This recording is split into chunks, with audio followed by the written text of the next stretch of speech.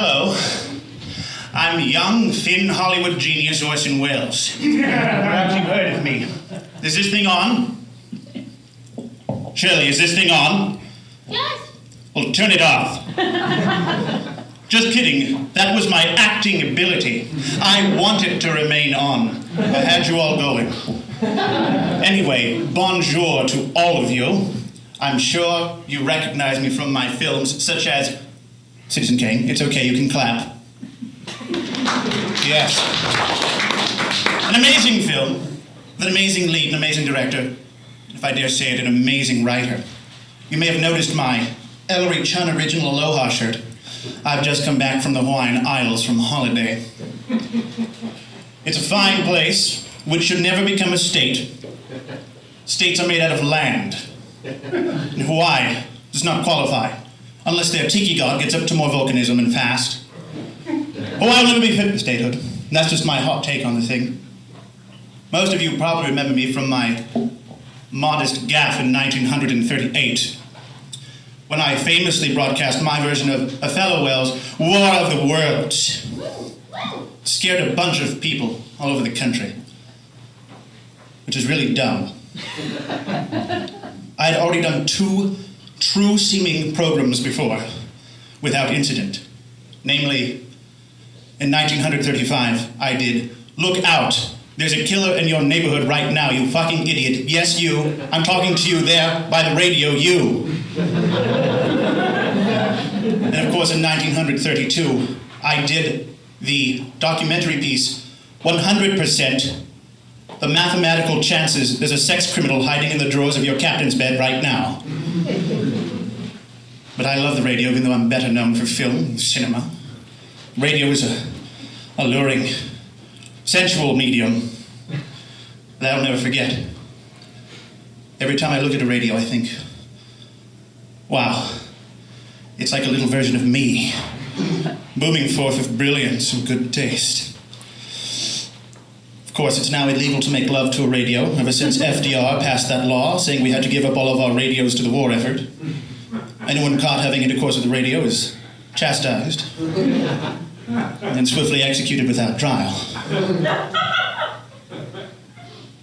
But enough about me, let's talk more about myself.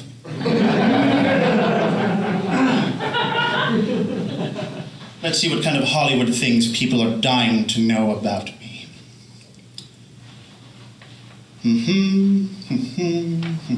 Oh, yes!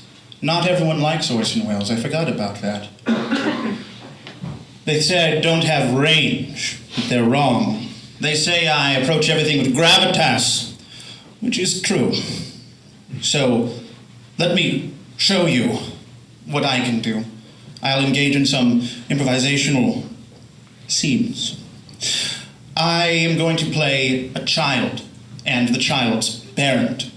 Someone give me a situation in which a child and the child's parent might both interact. Spilt milk. Spilt milk. Thank you. Hello, I'm Orson Welles.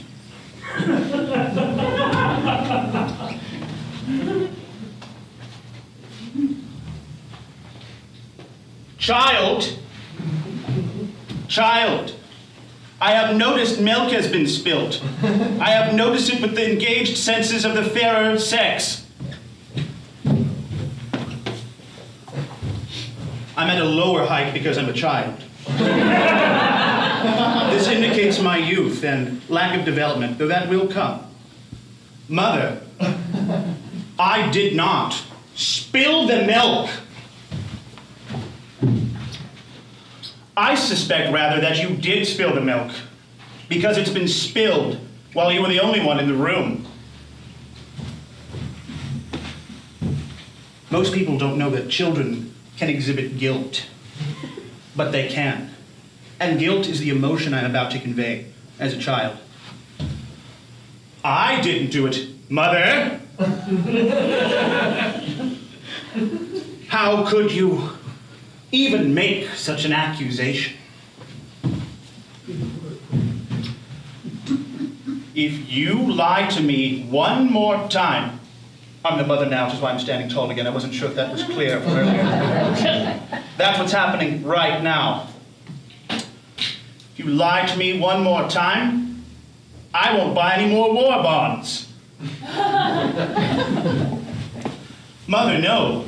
War bonds keep the American war machine running. They're our best chance against the Third Reich and Hirohito. So then you admit it. You did spill the milk. Notice now the rock and hard place between which the child finds himself. Milk in this time is, of course, the most valuable renewable resource on this continent. If Hitler were to get his hands on the source of milk, well, it wouldn't matter what happens after that. We'd be having this conversation in German in no time at all. I was thinking about doing it in German just to show off my range, but perhaps not. Mother, milk is the most important natural resource to America's war effort. Our soldiers need it to bathe and to drink in to keep up their strength. They need it to grease their tanks to keep them running smoothly. And of course, all grenades have a little bit of milk inside them. I admit my transgression, and I will gladly soak up the milk with my shirt, which of course is made out of a burlap sack because of the war effort. I will then put it inside of this American-made bottle, entirely glass, a sensible material, easily disposed of in any body of water. That's my boy, my son that I gave birth to from this body as a woman. Thank you. You know, I don't just act perfectly. I also write perfectly. I have a script that I was not allowed to take with me. I had to steal it from the studio. In fact, I had to kill Jackie, the Metro-Goldwyn-Mayer lion, just to find this.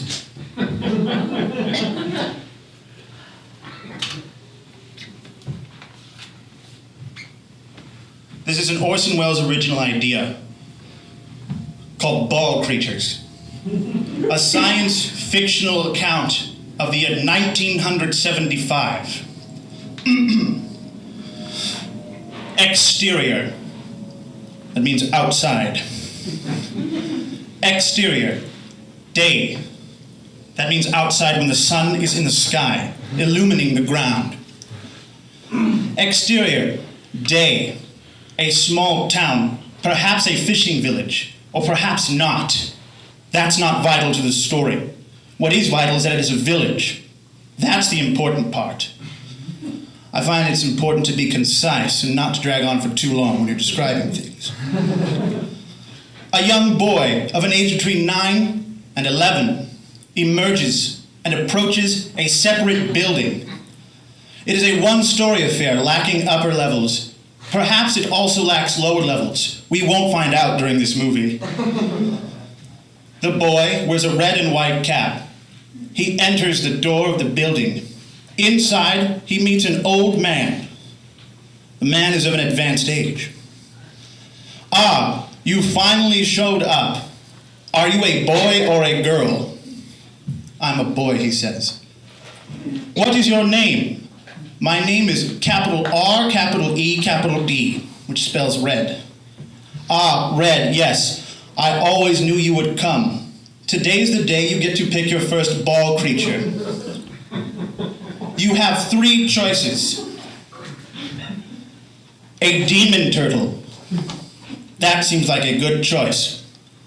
A lizard that is on fire and in constant agony. Or a flower that was enchanted by a wizard to walk around and moan. Too bad they were all taken already by my nephew. What was his name again? Capital G, capital A, capital R, capital Y, says the youth. Ah, yes, Gary. Now I remember my grandson's name. He already took one of them. And so did 2 other people take the others. The other 2 people do not appear in this story. I do, however, have an angry rat connected to a battery. You'll have to take that. Okay, says Red.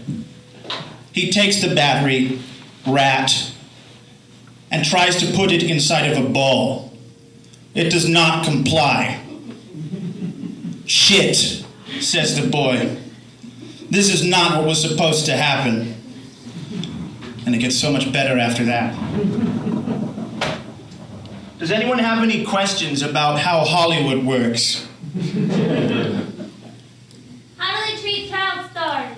How do they what? How do they treat child stars nowadays? Ah, yes. How do they treat child stars nowadays of all days? Shirley, when you were growing up inside your crate, I bet you thought, my, there's not a lot of space in here. Well, I'll have you know, they now poke air holes in the top. Yay! At least that's what they do on the Paramount lot. I cannot speak for the others. You know, Shirley, I like your name a lot. Thank you. It makes me think deep, introspective thoughts, especially the temple part. You see, I have deep respect for people who are religious and for people who are atheist, because those two groups have conviction in their decision. What I don't have time for are agnostics, who cannot make a decision either way. Exactly. Agnostics are wrong to think that. What a bad way to go about life. I myself am agnostic, and every night I look in the mirror and I say, no, Orson. Bad.